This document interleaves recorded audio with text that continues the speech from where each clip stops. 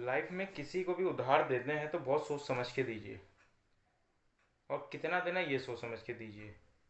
क्योंकि उधार जब आप किसी को देते हो ना, तो उसकी वापस वापस आने की जो पॉसिबिलिटीज़ होती है बहुत कम हो जाती है। या तो आप उसको रिटर्न में दे रहे हो कि भाई हमने इतना रुपया आपको दिया है और इसके एवरेज में आप इतना इतने टाइम में रिटर्न दोगे। लेकिन जनरली होता क्या है, लोग भरोसे पे ऐसी मुंह जुबानी कर लेते हैं। पुराने ज़माने में दौर और था।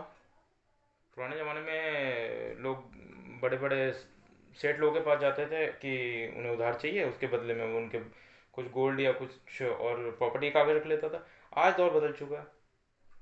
बीच में ऐसा दौर चला था, आज भी है, जो चेक के भरोसे लोग पेमेंट किसी को देते हैं और बाद में वो कोर्ट कचहरियाँ ही लड़ते रहते हैं, पैसा रिटर्न नहीं आता।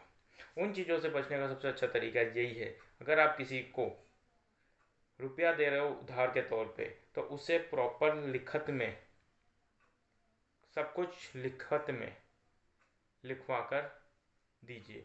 दूसरा, उसके एवज में कुछ रख लीजिए, जैसे पुराने दौर में चलता था कि सपोज़ अगर उधार लेने वाला बंदा इस दुनिया में नहीं रहता तो आपका पैसा नहीं मरेगा। दूसरा, अगर बीमार हो जाता है वो बंदा, कई लोग डिफ़ॉल्टर हो जाते हैं, पैसा लेके डिफ़ॉल्ट कर जाते हैं, कितने केस हम लोग सुनते रहते हैं।